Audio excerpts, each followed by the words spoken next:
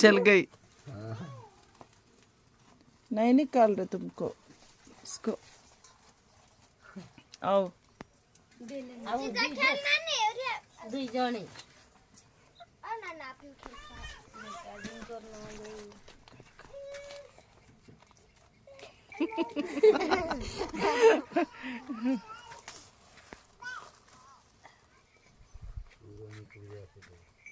मतलब ऐसा ऐसा हमारा साइड नहीं ना।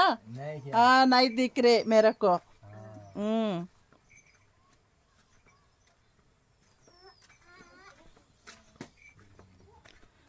ఎంత చక్కగా వీళ్ళ యొక్క గృహాలు నిర్మించుకున్నారంటే నిజంగా పొలానికి అతుక్కొని వీరి యొక్క గృహాలను ఇలా నిర్మించుకుంటారు.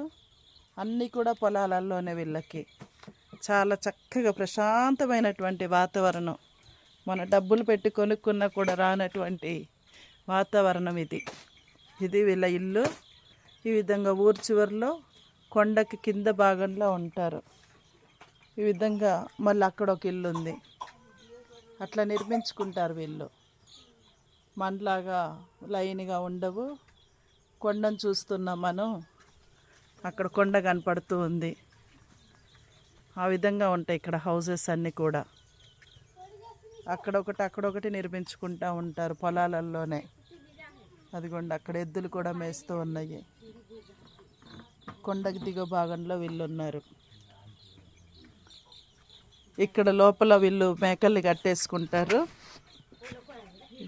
ఇంకా ఇదే వాళ్ళ రక్షణ. ఇది డోరు వాళ్ళకి.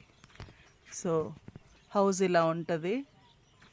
చాలా పేదరికంలో ఉంటారు కానీ సంతోషంగా ఉంటారు. అన్నీ కూడా కట్టెల పొయ్యి మీదనే చేసుకుంటూ ఉంటారు.